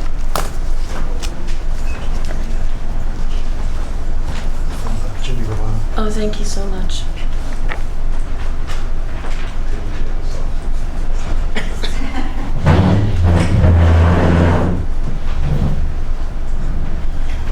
Good evening to both of you. Welcome, LaDonna. John Adamovich, LaDonna Reynolds. So our new pool director for the Woodbridge Recreation Pool Club. You can name whatever you want, but we're the Woodbridge Recreation Pool Club. Whatever Thank you. land it's on, Thank it's going to be. We have some updates. LaDonna's going to go over some things like that. We've been working hard. When Anthony had the pool, he had 11 to 12 weeks to work with. We had 4, and I think we did a heck of a job. We're set, ready to go. We've been open a couple of weeks. We have approximately 90 members, 90 memberships sold right now. Wow. We are in a little flux. We should have gotten a paper on that. At our desk. Oh, So the 90 is the 87. Right, we had 2 more sign up, but between the time we printed this and right now, we had 2 more sign up. So we're about at 90 right now. You did a good job with that weather over the last few days to drive we did. membership. Without a kiddie pool, we put in 2. We moved the Woodbridge Recreation Department summer camp pools. We have the little tiny pools. We put them over there. Today we put up 3 tents. I took Woodbridge Recreation tents that we use at the concerts. I put in one 10 by 30 and 2 10 by 20 tents to cover up with the areas. We had tents, pop-up tents, but unfortunately the tops disappeared. They're brand new. We don't know where they are. We can't find them. So I use the recreational tents. Fine, we're not going to use them till the concerts, and we don't need them until the fall, till we have the road race. So I have them sit in the closet and sit there, put them to good use. That's been done. The pool is spotless. I want to say before we even get going that we have a guy who works in town.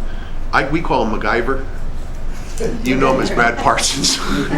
He is just fantastic. What he can do and how he can do and how he helps and works hard. You had him as person of the month for the town, whatever it was. Well, he should be employee of the year. This kid is fantastic. What he's doing with us and helping us over there. We hit a bump in the road. Our drains were illegal. They were, I don't know how it was, but the state came and said they were out of date, they were illegal. And within 5 days, Brad had them changed, fixed, and done, and we never lost the beat. We never lost a step. Bang, we got it going. The grounds inside the tent area are perfect. Recreation takes care of that. We have a member who's on our department, one of our custodians, who also has a lawn business. He's going to be working with us, and he's going to have the proper attire to wear on that. We had that, talked to him today. And that is fine. The chairs are out, events up. The kiddie pool is a crucial part of this program, only because we have 25. We went and made a lot of phone calls to everybody. We have 25 people waiting in the wings to sign up if we go ahead with the kiddie pool. 25 puts us over the top. That would have put us about 115, 120 with the other people. I presume those are family members. Those are family memberships. We have family members. We also have a letter here from somebody who just mailed us in an email saying that their decision on the kiddie pool is whether we have it or not. If there's no kiddie pool, they would like their membership back. They're going to be pulling out. And there's a lot more, 2 or 3 more people talked to me about that. I was barraged by 4 people that came up to me about the kiddie pool. I thought they were talking about having the kiddie pool. They were talking to me that they don't have any children, and if we don't have the kiddie pool, these children will be trying to get into the pool, which may happen, but it can't happen because we don't allow diapers or swim diapers allowed in the pool at all, in the major pool, because that'll shut us down for 24 to 48 hours, and that'll be devastating on a weekend or any time that we have all those people that have to close down. John, can I interrupt you for a moment? Sure. These inflatable pools that you've been using, the kiddie They're not inflatable. These are hard plastic pools. But the kiddie pool is for children up to what age? Or is it just if they're still in diapers? Is that 4 or 5? Up to 4 or 5 years old, from zero. 4 or 5? 6 months. At what age are they allowed in the big pool? Once they're potty trained, and they feel comfortable swimming. So, depending on the child and how well they can swim.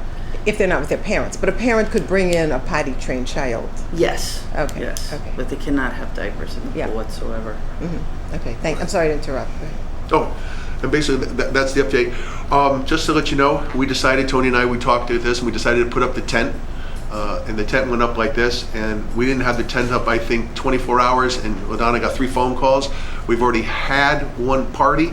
The tent costs $1,450 to put up. It was a $1,700 procedure, but talking with the individuals, they gave us a little bit of a break, and we've already made back $400 in one party. Just like that, we have 2 more parties to go, and then Robert, who's running our food program, is working with us and working with the tent. So that's going to be that. You build it, they'll come. That's the way I look at it, and that's going to be a thing. We're going to pay for the whole thing. The whole thing will be paid for by just the parties that we have, and it looks really nice. And You're talking about that big tent. The big gigantic tent, the big 50 by 50. Right. It's up. It's something that we can't do. The company comes in and does it for you because they had all kinds of pulleys and things that they put up to put the thing up like that. But it looks beautiful. And how confident are you about these 25 members who will come? Are they people who were members before and they said we're just not coming back to tell us about the kiddie pool? And my next question is, how soon would the kiddie pool have to be up and running for it to make a difference to all these people? Because Tony will get into that in a minute about what would be required to prepare the kiddie pool. So can you fill us in a little bit about that? I would say as soon as possible. That has to be expedited. That has to be expedited quickly to get it going because the weather's turning hotter now. We're going to be getting these heat waves. Are going to be coming like this. The 25 people were members that we called. We called every single member that was a part of this pool. We called 171 members last year. We put together something that you guys could think of that we would come up with. But we came up with 171 memberships last year, and anybody that didn't call, we got about 30 people that switched over switch over to other clubs, because they didn't work if we weren't, they weren't sure, we didn't know. So they went out like this. And then we called people, and people were hedging for this weekend to see whether one school gets out, whether they're going to join. And then we were asked this specific question about whether or not if kiddie pool would be used, and we got about 25 of the phone calls, of about 60 phone calls, that said that they would like to see the kiddie pool, and that would be, they're hedging on that, whether they do or they don't. The kiddie pool right now is in splitting condition. We cleaned it yesterday. 4 high school boys, Dave Cohen and myself. We cleaned it all out. We went in there, we scrubbed it. We had a little tiny little vac. We didn't have any big equipment. But we had a little vacuum. We vacuumed the water out like this, and then we scrubbed it and we cleaned it. We used towels. We washed it out like this, and it's just sitting there ready to go. Now the kiddie pool has been in that position the way it is for the last 15 years, 20 years. So it seems like we need info on the Yes, yes. Right, It's we just something wanted we to need get to do. Before we go to that, I want to echo what John said about Brad and the Public Works Department and building maintenance. It's a miracle that we have this pool open, and we owe it to our town employees who did this, and John as well, and people in recreation. It was, that's all I can say. It's close to a miracle. So congratulations to you and Brad and everyone who worked on it. Really, it was an amazing effort, and led by Tony. Tony, thank you. It was really the thing I huge. want to highlight is not just that a lot of people did work, but that people worked together. Yeah. The building official was out there and did what he could to help work through all of the issues on the fire marshal. Fire marshal was there. They didn't procrastinate. They came right out. The building maintenance, parks, the rec department, everybody worked together. It was a town effort. It was a community effort. It was of people that unbelievable. within the town that worked. And that's another thing. It's a community pool. And a lot of people from Woodbridge are there on this and use it, and the area surrounding Woodbridge. It's nice. It's a nice little thing. That's why I just want to emphasize that the fact that the kiddie pool's not up yet and running, you shouldn't take away from the fact that the pool is there at all is unbelievable. Right. We got that far. So, because I'll go into some of the issues related to the kiddie pool that you have to use to make your decision. But the fact that there's a pool at all, everyone should be very happy about. Yeah. Considering we didn't even have a pool director. Yeah, which is great. So, and Tony, perhaps when you describe this, one thing I want to make clear is that the $100,000 estimate and the $12,000 estimate are for entirely different things. So we'll explain it. So really the best way and the only way to guarantee that you won't have further movement of the slab is to remove the slab, demo the slab. And let me back up and say that we had a structural engineer review the site and come back with his findings, is to remove the slab, stabilize the area, re-pour the slab, and that's probably the best way to ensure that it'll never move. That's the silver petrocelli option. That's the expensive option. I'm not sure it's $100,000, but that's the expensive option and the time-consuming option, which clearly wouldn't be ready for this summer. But that's a long-term option, is to address it. Because of the undermining underneath the slab, there's basically a crack in some of the caulk and the rod and this stuff that prevents the water from leaking through the slab has failed. Water leaks through the slab, undermines the soil underneath, and that's why you have the movement of the slab. Well, that might be true. That's how it happened. It is true. Whether it took 20 years well, or it is 1 true, year, I don't know. But then we need to remove, if they're not paying taxes, they need to be removed from the property. If the two individuals that are living under there don't pay taxes, then the two woodchucks have to move out. They have to move out completely and go to Bethany or somewhere, because we're not going to allow them to dig under there. Well, I'll just... There's a little chicken chunk. Sure. This has nothing to do with this, whatever. but there was the bear at the corner of Racebrook Road and Rimmon Road. We had a picture of it, and I asked the police chief, has there been other sites? He said, no, the bear is now in Ansonia. I don't know how he knows, but he said it left to Ansonia. So there you go. Well, the woodchucks might be going to Ansonia too. I'm sorry. But Tony's right. The water leaks through. You have to seal the cracks. You have to lift up the cement. You seal the cracks like this. You cover it. You back up the other side if you wanted to go that route like this, and you can protect it. But you have to remove the two animals that are digging. So what do I get for $11,500? So Beth has a question. Yeah, just explain to me what the slab is. Is that the part? That's a cement area that's around the pool. The pool's a circular pool, and then around is the slab area, the different slabs and different pieces that are around it like that. To the side where that fence is the part that's... And the sag of the pool is unlevelness is about a half inch half inch or so around, and the crack is about 30 feet. The crack has always been there in the same been there, spot. yeah. Right. It's always been in the same spot. It's been there for years. But Tony's right. It does have to be sealed. That does have to be You sealed have up. to, the optimal way, and our engineer agreed, is the right way, is to remove the slab, re-grade. But John just went through the temporary fix in Right. about a minute and 30 seconds, which was to, this is the $11,000 option. Right. Say it again carefully. This is a foam thing. They drill a pencil-sized hole. They drill it in. There's a computer that shoots a laser beam out. They pour it in. The foam lifts up the cement. The cement's here and here, and it lifts this one up until it levels it, until it levels up. The foam now that they use, instead of mud packing, they used to mud pack. Make a hole about this big, Right. put mud packing in there. That would pack it up, lift it up, and harden. But what is mud? What's mud made of? It's made of dirt. As soon as it gets wet, it starts wheeling out. This foam is lifetime. It seals, it freezes, it hardens like a rock. It lifts it up like that. But you need to make sure that it doesn't come out. You need the backside. When you go to it, there's a fence. But if you go over the fence and look at the backside, look in, you'll see a nice big hole, big area that's washed out like this. But it's been drilled out by the miners, the two little miners that work in there and live there. So the foam company has not guaranteed this will work because of the length and the extent of the undermining underneath the slab. Right. But, so, you take a risk that you're gonna do that, and it's not gonna work. Tony, if it does work, how long is it anticipated? Would we then have to do the That I real don't fix? know. Or- Depends on your future use of the property. Eventually, you probably would, but I'm not sure how long that fix would work, if that's the direction we go. The other is, as John indicated, using some sort of a dry concrete or some sort of a other product. To pack it in, you pack it in, pack it up, and then you lift the tiles, and then you caulk it. You caulk the whole. It all has to be caulked. Right, you caulk The it, whole thing has to be caulked. we have to smooth it out so there's no ridges or trip hazards. Right. And this will obviously take some time.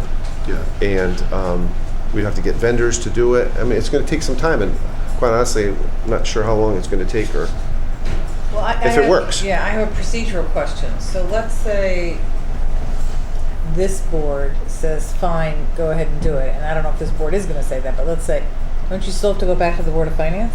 That's tomorrow night, for the funding. And so they could say no. I suppose they could, yeah. I guess. I mean, this is the funding request into this tonight. Oh, right, we have the Right. funding request. Is there a safety issue if we do this 11.5 item? Do I think there's a safety issue? Yeah, could anyone? I'm not an expert, Let's just say it expert doesn't engineer, but work. I don't think there is a safety issue. It's been like that with the hole in the back, the way it was being used. That's the way it was last year, and that's the way it was the year before that. Every year that I've been there, and I cleaned out that back area. We in Recreation Department, the whole department, the fire department went back there and cleared out the old playground equipment and everything like that. And that area has been the same, just like that. But this way, I think if you pack it in and then you seal it off and you seal it like this, I don't think it's going anywhere. I don't think even the pool itself is going to go anywhere. That's my opinion. I'm not an expert, but I have a lot of common sense.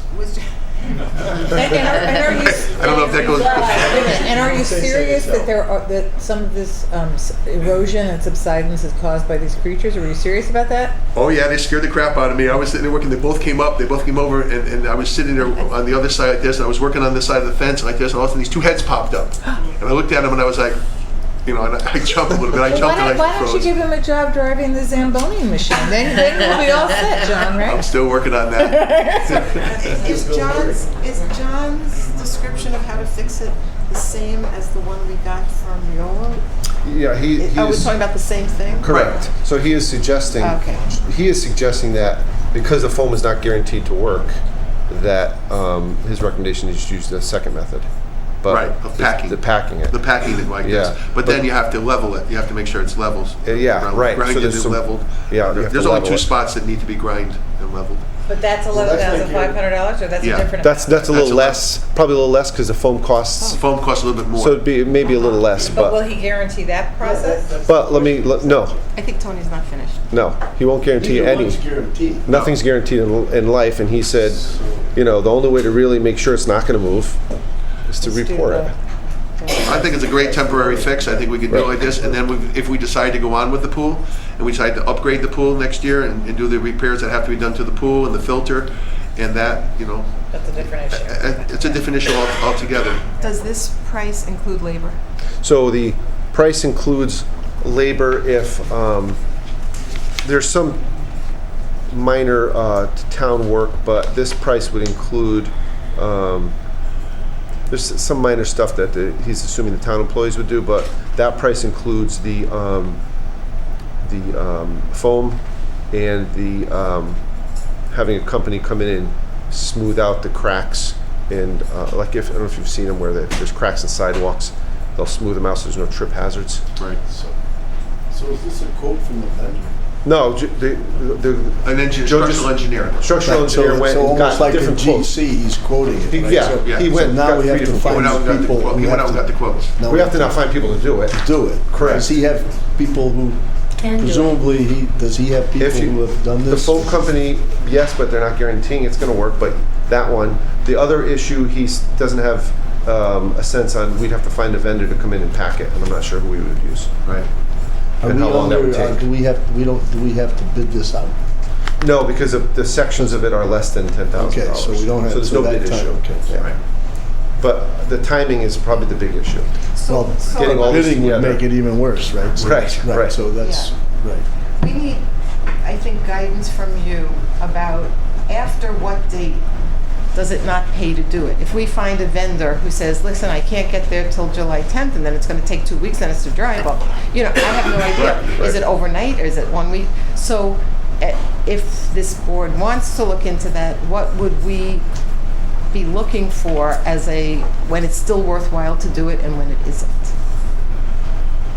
If you can answer that. Good question. Maybe you don't. I don't know if I can answer that question specifically on a date like that, but what I could say is that I'd like to see, at least by the third week in July, if we get this done by the third week in July like this, we can do some temporary stuff. We're very capable of doing a lot of different things. We were talking about, we have 2 little kiddie pools that are up there, the little plastic pools like that, but we have a back field where we have a little back of the little basketball area, and then there's a field in the back of it. Well, in recreation in the summertime, we put up a water slide. We put up a blow-up water slide every day for recreation. Every day we have it, and those kids are on it. That's unbelievable. We pay $1,000 for one of those slides like this, and if you went by the number of times kids went on that slide during the recreation during the 5 days and only a 3-hour program, it probably cost you pennies. It's the same thing here. We would put something temporary. If we knew that this was going, we'd go in the back field while this is being ready so the people would have something. We'd have the 2 little kiddie pools, which I have a tent over them right now, and then I'd go in the back and we'd have a blow-up thing, and we'd have a guard back there at all times, watching it, because we are dealing with water. And we would put that up, and then during those 3 or 4 weeks of maintenance, whatever it has to be done, I would say if we don't do, what? Recreation Commission said by May 8th we're not gonna run the pool. By May 16th we're not gonna run the pool. By May 24th we're not gonna run the pool. And when it got into June, we put it together and made it happen. Like this. So it kept getting pushed back like this. And I don't want to put a certain date and then have you say to me like this, oh, John, we can't do it by that date, so it's closed. No, let's go out and go get it. And if it takes the month of July to do it, and we start on August 1 and we get that pool, the thing going, we'll do everything we can to tell people, as long as they know it's being done, we'll have something for them in place. I mean, that's my thoughts. Well, how much were the fund transfers that we got approved a month and a half ago that sort of got this going, that eventually the Board of Finance? The town transferred approximately $60,000. 60. 10,000 of it was for work in the clubhouse, the sprinklers and the smoke alarms. Right. 50,000 was basically, and these are round figures, 25 for the filter change, 25 for everything else. Because of the cooperation we discussed, we did not need the filter change. There was another method that we secured. Cost $3,000. That was Mr. MacGyver. From Brad. And working with our mechanics. Oh. So we've so far spent 16,000 roughly. Of the 60. Of the 60. That were covered in the fund transfer. So there's funds there. That's the funds we're going to be using to do this. There's funds Well, I know what you're saying, but are you saying that we've only but it is better than 16 of the 60? Correct. So we don't need good for us. You don't need to go to any other monies anywhere else. So in theory, why are we approving anything? Because you appropriated funds to. Oh, that's right. We had to comply with We had to comply with what we said we were going to do, so now we're coming back. Don't worry about it. Well, no, we can approve, but it's not new funds. No, it's not. Just have to change the use. Change the uses of the funds, that's all. Okay, so I'm there.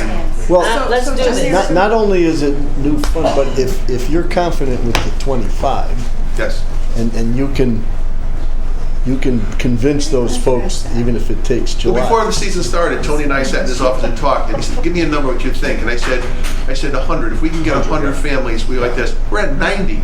We're at 90 right now. Well, no, but the 25 that are in essence contingent on the kiddie pool. If You can get 15 of those. If you keep 15, it pays for the 11 anyway. Right, it pays for the So 11. not only isn't it new money, we get that money back. Right. And we'll keep So, the people that are there. I We'll don't keep the people. see that this is a financial impact. Everyone understands, it's not gonna happen next week. I mean, Well, there's- that's- Well, they have to that's go to- not very clear. Right. You know. It's really a change of condition under which we sort of approved all the fund transfers from 5 or 6 weeks ago, whatever that was. Because it was conditioned on, we had certain limits, so now we're lifting one of the limits. If we don't think it's a safety issue, which I'm confident in, John, that Right. it's not, it seems like it's kind of a no-brainer to get this done. Right. And I'll help Tony. If Tony needs me to help him do the legwork, any legwork or anything like that, I'll give you the hours.